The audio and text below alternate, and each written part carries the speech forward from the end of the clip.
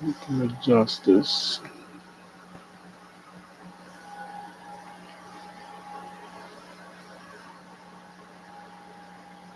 Okay. All right. Un segundo. Engineering class starts now. 2 minutes so everybody can come in. Um, Let me see if I could start programming from right here. Give me one quick second.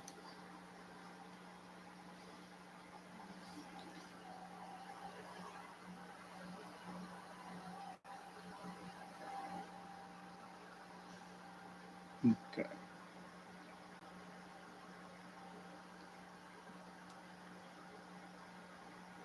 Um,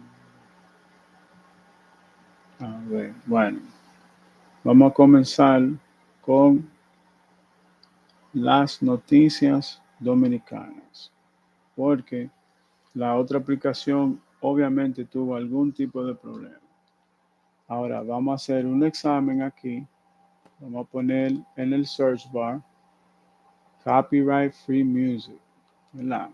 Vamos a poner aquí copyright, copyright free background, ok, free music. Y después hay que poner for content creators para que después no la fucking tumbe. Um, Aquí hay que poner for creators porque si no, for, for, vamos a poner for vlogs. A ver si así lo entiende. Vlog, no copyright. Copyright free music. Okay, let's go. We got worlds or beaches. Let's see.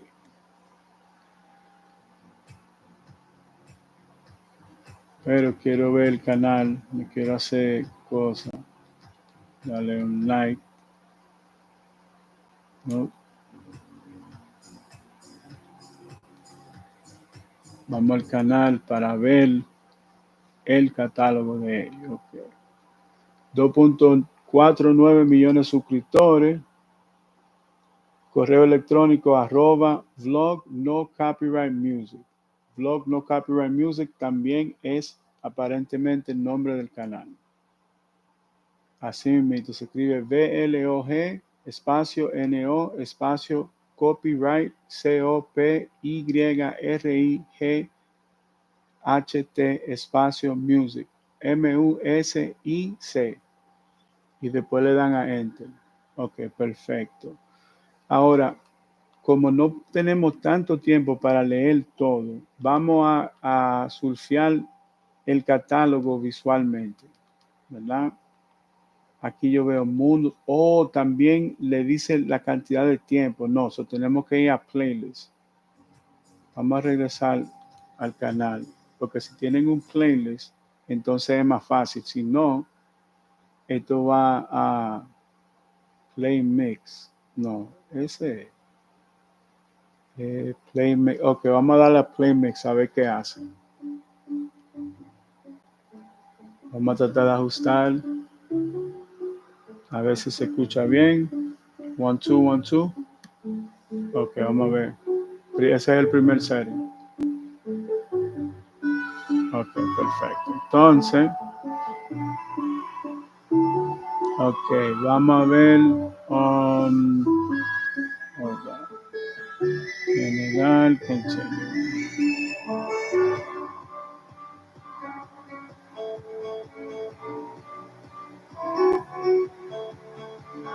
Espérate, que esta vaina está durando no, eso no se puede poner. Ok, vamos a ir al listín diario, porque es la más complicada, pero también trabaja mejor. Yo le quiero dar un chance a los otros regionales, pero es que tienen esos artículos como tan chapeados, ¿no? Vamos a irnos, no quiero. Vamos a ver. Ok, vamos al listín diario, porque es que esto está demasiado complicado. Ok, República, opinión, salud, mundiales, deportes, economía, turismo, videos, entretenimiento, estilo de vida, ventana, las sociales. Espérense, vamos a ver salud. Denme un segundo.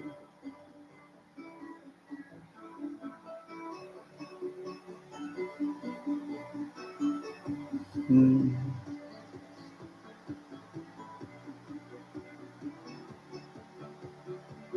Denme un segundito aquí. No, no tiene nada. Vamos a pasar a tecnología. Mire, compadre, que se disparate.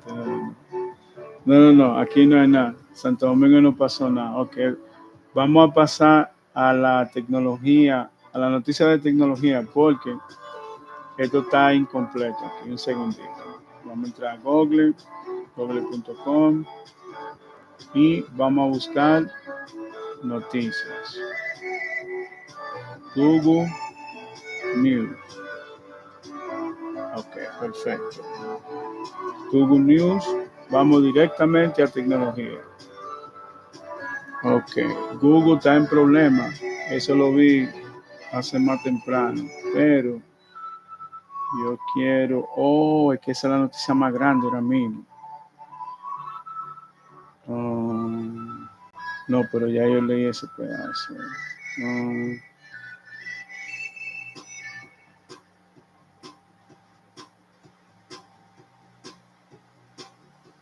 Vamos a ver. Ay, Dios mío. Mira, hay que hacer un fucking download. Espérense. Ese ya se leyó. Pero.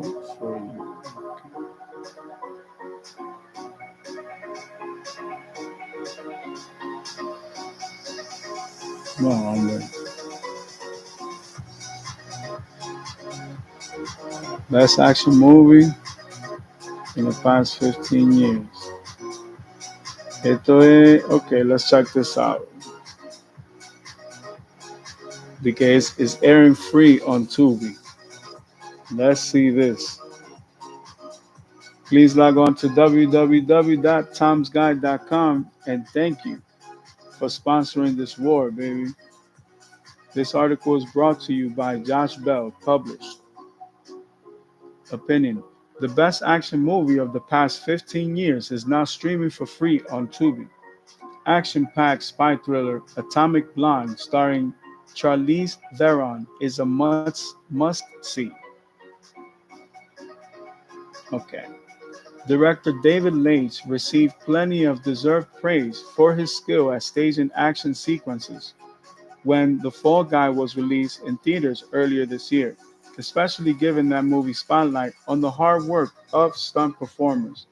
As entertaining as Fall Guy is, through Light's masterpiece remains 2017's Atomic Blonde, which is not only Light's best film, but also the best action movie of the past 15 years. Atomic Blonde is streaming on Tubi and Freevee, following right after Lane's work as uncredited co-director on John Wick and just before his foray into blockbuster franchise filmmaking. Atomic Blonde doesn't always get the credit it deserves. Wow. But now that it's streaming for free on both Tubi and Freevee, there's no excuse for action fans not to check it out.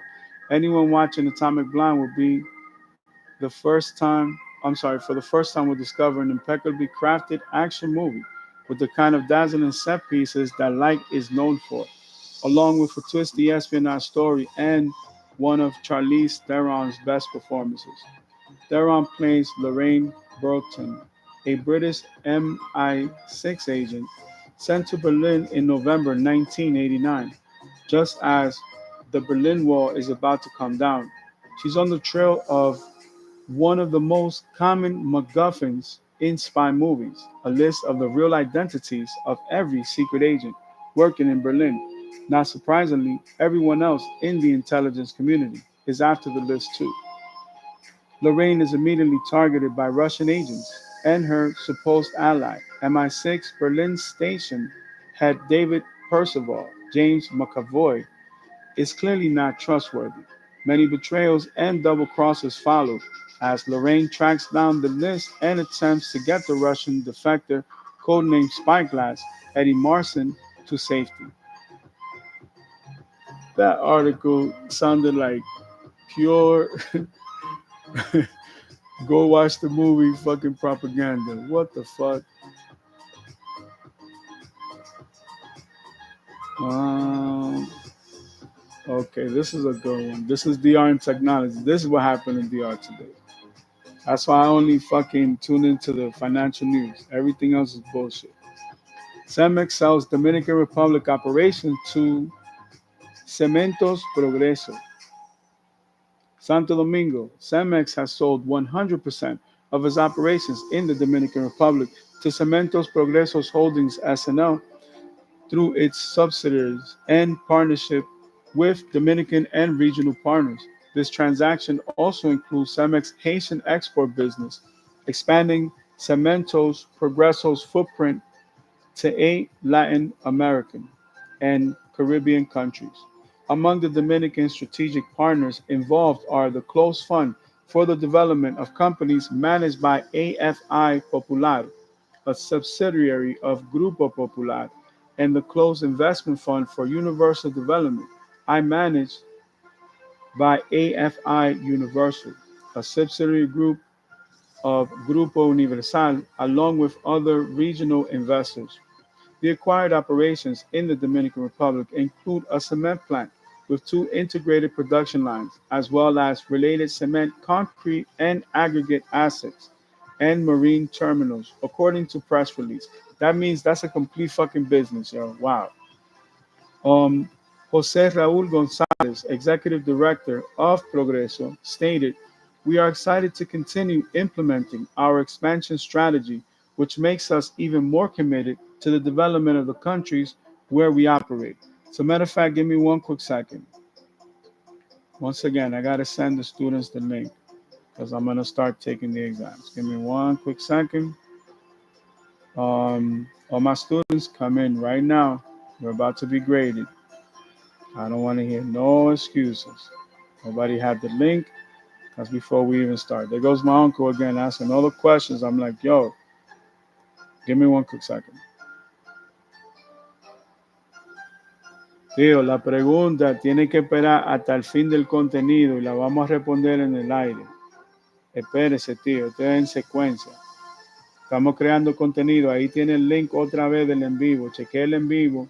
Estoy leyendo un artículo muy importante de la República Dominicana basado en tecnología. Viene y raíz. Usted sabe que estamos invertidos en todo ese negocio. Okay. So, now I can continue. So, let's start again. Give me one quick second. Now, the question is, where did I put it? All right, give me one quick second.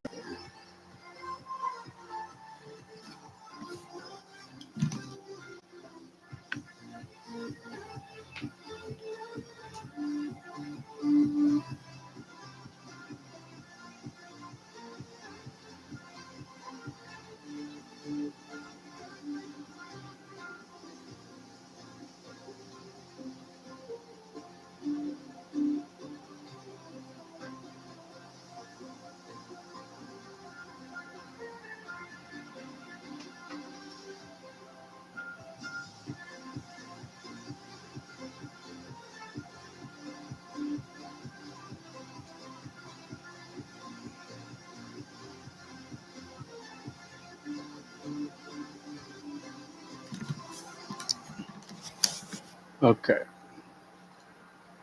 gotta meditate, right? Hold up.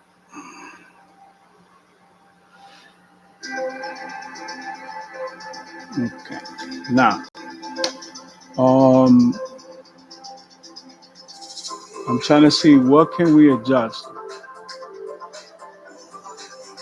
Let me see if this helps. This is live.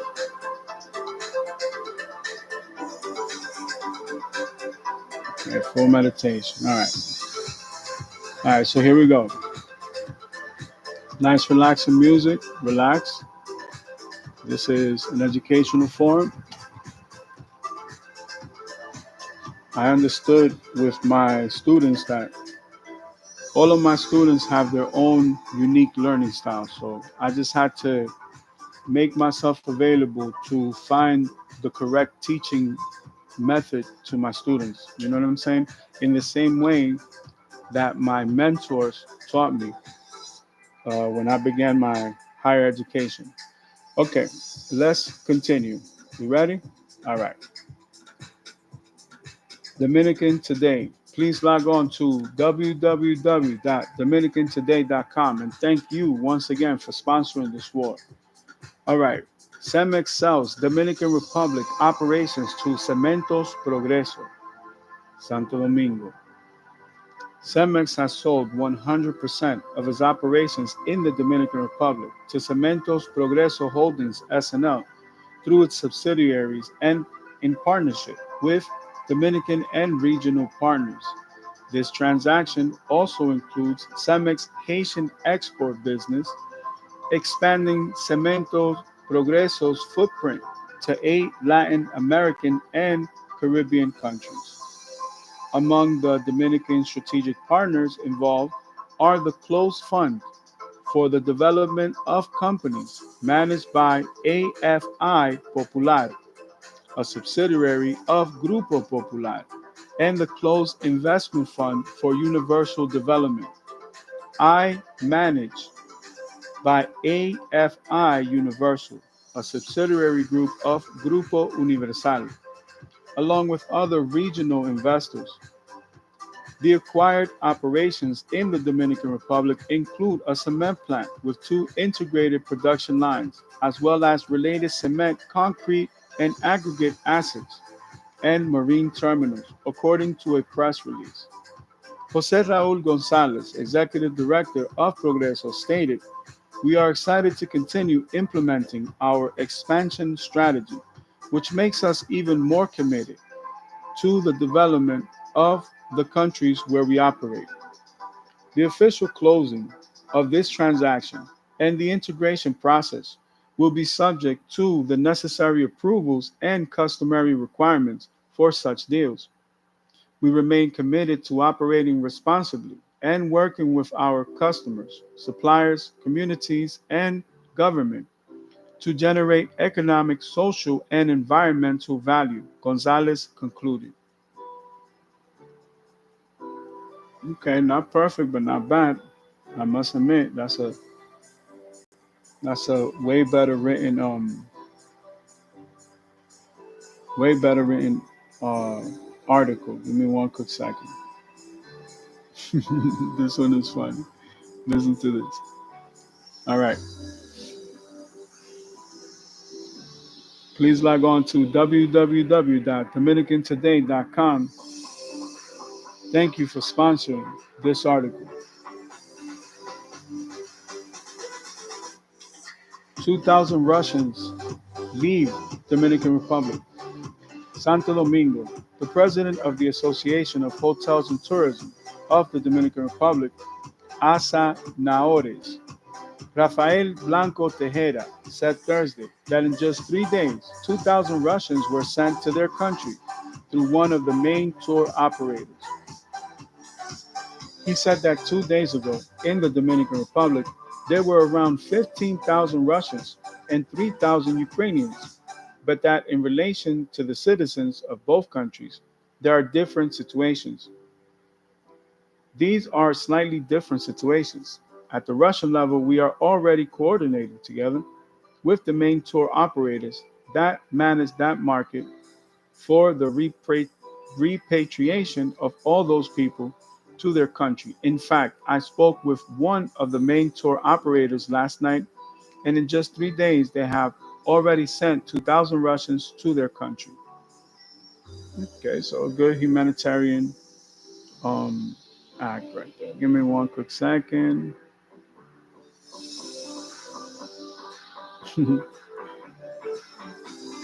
And California will cover your costs if you want to go solo.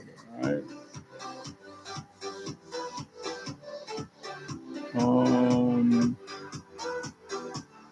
Let's go to motor1.com. Let's see what's going on in motorsports. Motor1.com.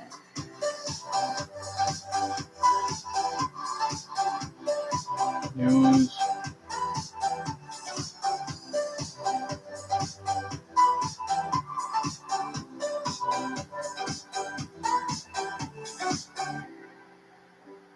Oh, your Lamborghini wants $376 for swimming shorts. Hilarious. We're doing this.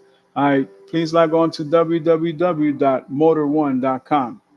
Lamborghini wants $376 for swimming shorts. If that's too much, a Lamborghini Tower is only $190 by Christopher Smith. It's not uncommon for automakers to have side hustles, especially when it comes to apparel. And why not? Selling branded items to loyal customers goes beyond free advertising. People are paying to promote the brand. There's just one issue with this new deal between Lamborghini and high-end clothing company Oliver Brown.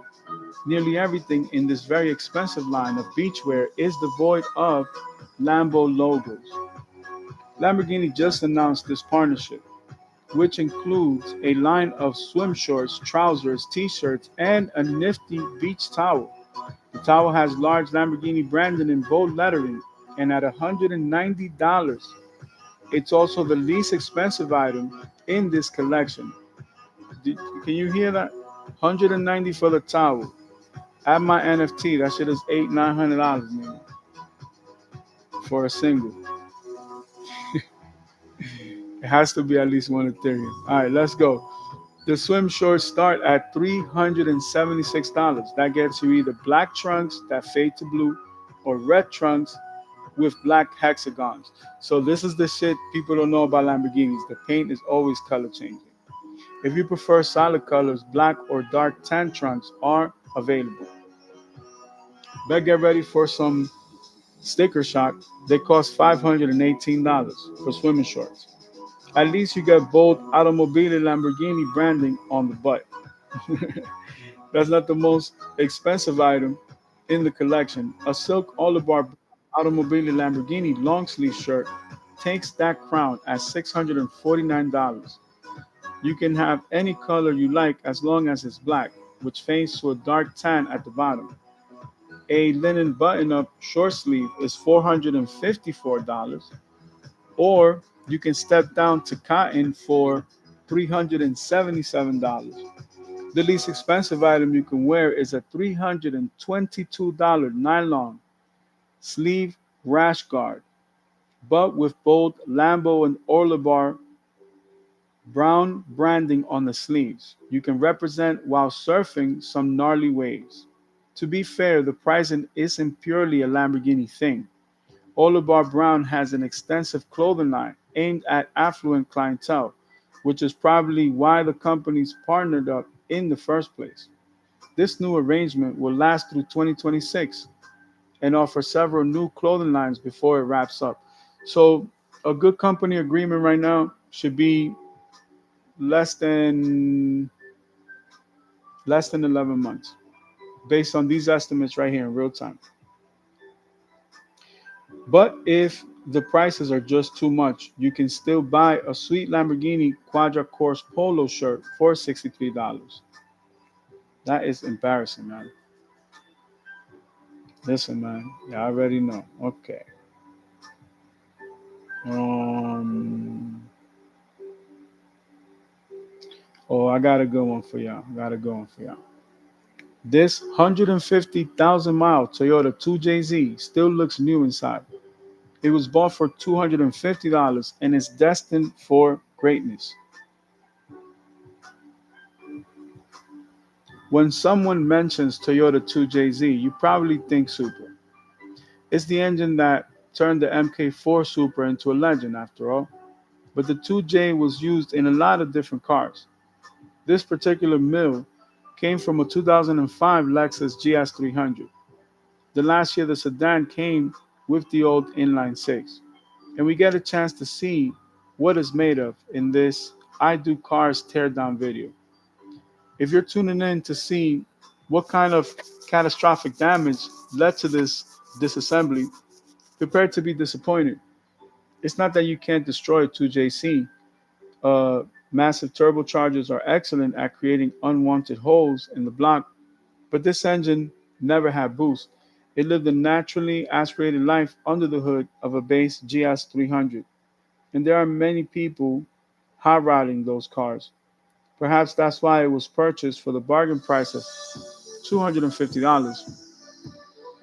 The purpose of this teardown is twofold. For starters, it's nice to simply peer inside one of the greatest engines of all time, but it's destined for an IS-300 project car, where the plan is to make more than the stock 220 horsepower. So this is an opportunity for a very thorough inspection to see if it's up for a performance-focused rebuild, and the results are clear. The engine had 150,000 miles when pulled from the car, but you wouldn't know it by looking inside. The head and camshaft look remarkably clean when the valve cover comes off. The timing belt is in great shape, though it's not clear if it's been replaced. With the head off, the cylinders look outstanding. So does the crankshaft, the piston, the rod bearings, you name it. Even with the bolts, come free with little fanfare. This is indeed a very different teardown video than what we normally see on I Do or the I Do Cars channel.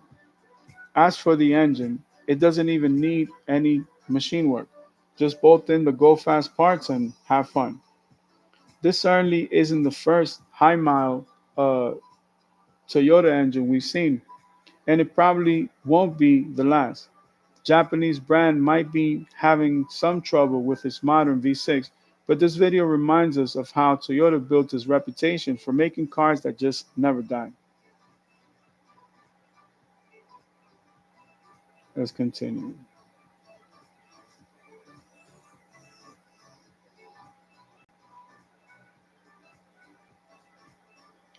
Let's go with reviews, see what we got in the vault. Um, let's go Mercedes-Benz AMG GT 63.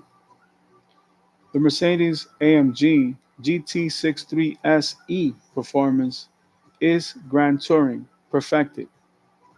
Adding hybrid power leans the GT63 farther into its new cross-country personality, and the car is all the better for it. The new Mercedes-AMG GT isn't the sports car it used to be.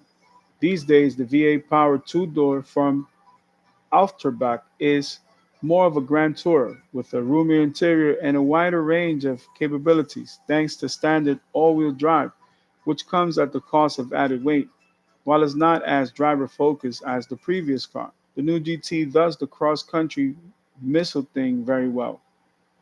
The AMG GT63 SE Performance, a new hybrid variant that uses a trick rear-mounted electric motor to add even more power and tech, doubles down on that ethos. With a combined 805 horsepower and 1,047 pound-feet of torque, it leagues quicker than the standard car and packed with a whole bunch of fun hybrid tech, adding another layer of complexity to an already complex car. The e-performance is, in many ways, very similar to the standard GT63. It looks identical with no changes to the sleek, long-nosed body and menacing front end. The carbon ceramic brakes are the same. The Michelin Pilot S5 tires are the same, and the aero goes largely untouched. The interior is lifted from the pure ICE car, with its gigantic touchscreen control center, digital gauge cluster, and infuriating touch-sensitive controls. If you want an in-depth explanation on why I hate controls like this, read my review of the GT63. In short, they feel like cost-cutting measures that are worse to use versus physical buttons and switch gears. All of the real changes happen beneath this AMG skin. In place of a regular rear differential sits a 201 horsepower electric motor directly on the rear axle using two forward gears. Combined with AMG's magnificent 4.0-liter twin-turbo V8, making 803 horsepower combined. The engine alone produces 603 brake horsepower in this application. It turns an immensely quick vehicle into the fastest accelerating gas car I've ever driven. Mercedes claims a 0 to 60 mile per hour time frame of 2.7 seconds, making it even quicker than that of the AMG 1 hypercar. But the e-performance feels quicker than that number suggests, where you get a slight delay between throttle push and forward thrust in the standard car. Here, there's instant gratification. Low speed response is truly immediate thanks to the e-motor, like you'd find on something purely electric. The biggest surprise doesn't come at 60 miles per hour though, it comes at 160. With a free reign of Germany's Autobahn, where there are no speed limits, I'm able to explore the e-performance explosive acceleration. That electric motor doesn't just help the car accelerate at low speeds, it helps everywhere. That same gut punch of electric shove you feel at normal speeds. You also feel it deep into triple digits. Having that kind of immediate forward momentum available at 150 plus miles per hour is a mind bending sensation. This is probably what it's like to drive a Bugatti. Top speed for the GT63E performance is electronically limited to 199 miles per hour, 0.9998. That's just barely better than the normal GT63 top speed of 196 miles per hour. So 200 extra horsepower got you 3 miles per hour. That's how hard it is to hit 200, which I said in the live earlier. I rather 200 and a little above, and that's good. All right. Don't let the numbers fool you, though. While I can see the normal car reaching the true VMAX at its quoted top speed, this hybrid version feels like it can keep pulling past 2015 if the limiter were removed. So the car could do 215 without the governors. We could take those out, not a problem. And I could double the power easy. It took me relatively no time at all to reach an indicated 192 miles per hour on an empty stretch of German highway, the fastest I've ever driven in a car anywhere. I was still pulling hard when I had to let off. You're paying for the way this car reaches these speeds in such a nonchalant, unfazed, and timely manner. While the powertrain feels seamless from behind the wheel, it's highly complex. The GT63 hybrid uses a similar setup to the bigger S63E performance sedan, with some modifications to the rear diffs housing to get it to fit into the GT's underside. The single permanent magnet synchronous motor is powered by a 6.1 kilowatt hour battery that lives in the trunk area, taking up a fair bit of what used to be a cavernous hatch. Thankfully, the optional rear seats still fold down, so you'll never be short of space when packing for two. Because that e-motor is connected directly to the differential, it can actually send torque back up the drive shaft and to the transfer case, which in turn throws twist to the front wheels. That means even in electric mode, one of 8 different drive modes in the e-performance, the car remains all-wheel drive. So that shit has 8 fucking settings. Wow, we are in the fucking future, baby. Of course, the transfer case is almost always sending all the power to the rear to improve vehicle dynamics. Up to 50% of the torque can make it to the front axle, but that only occurs in cases where traction is tough to come by, like snowy hills or slippery corner exits.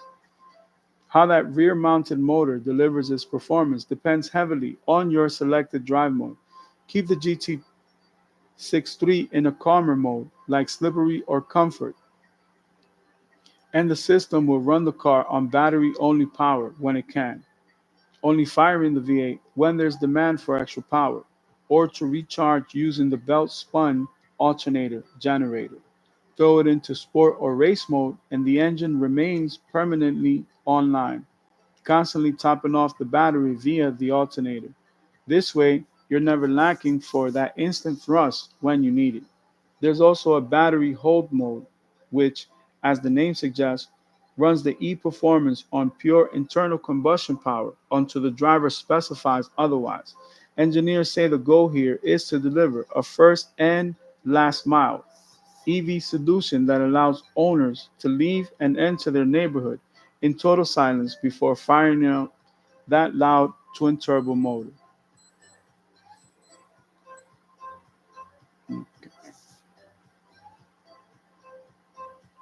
Alongside the drive modes are layers of driver customization tools, from suspension stiffness to traction control to aero adjustments, to augment the sound coming through the speakers.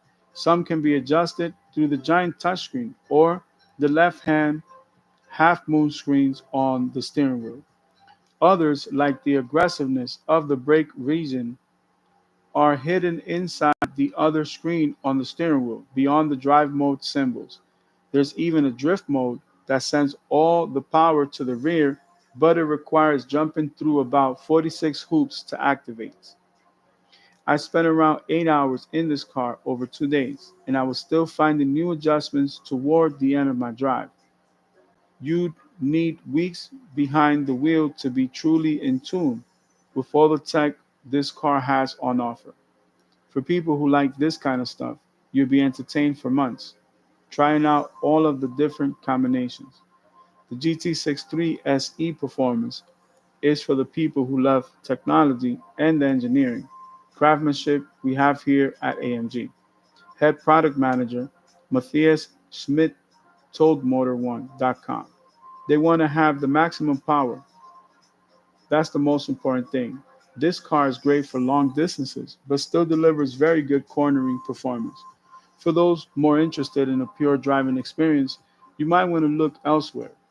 This hybrid stuff adds 496 pounds to the GT63S, already comically high curb weight, for a new grand total of 4,839 pounds. That's more than a double cab Toyota Tacoma. Oh my goodness.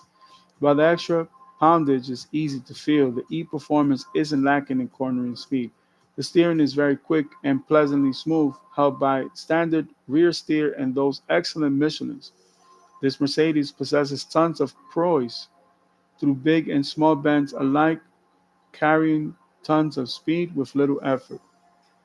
That's thanks in part to the standard AMG Active Ride, which forgoes traditional sway bars for a set of interconnected hydraulic lines that open and close depending on driving conditions, widening the range of dampening for the uprights to deliver unprecedented performance for a car this heavy. There's also the improved weight distribution.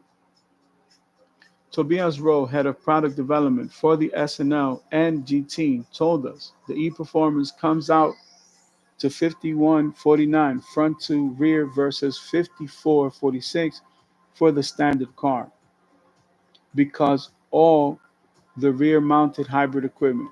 It's tough to feel a difference in that balance without driving the two cars back to back, though, especially when both cars are already so heavy. You can have fun in this one, sure, but it'll never be as joyful around a corner as something with half the weight and a quarter of the power. Do the math, do that math, and you won't be surprised about which car fits those parameters. Corner carving isn't what GT63 performance buyers are looking for. Those customers will go for the GT63 Pro, a tree made specifically for track work, sporting, more cooling and aero. The person who buys an e-performance buys it because it's packed with the latest and greatest technological advancements you can find in a car, because it has seemingly unlimited amounts of customization available, and most importantly, because it has the biggest number on the spec sheet. That sheet will include the biggest price too. While Mercedes has yet to release pricing, we expect the e-performance to start at around 216,000, or about $30,000 more than the standard car. As an all-around sports car, the Porsche 911 Turbo S is probably a better choice. But for ultimate high-speed highway domination and long-range grand touring, there's nothing better on the market right now. I completely disagree.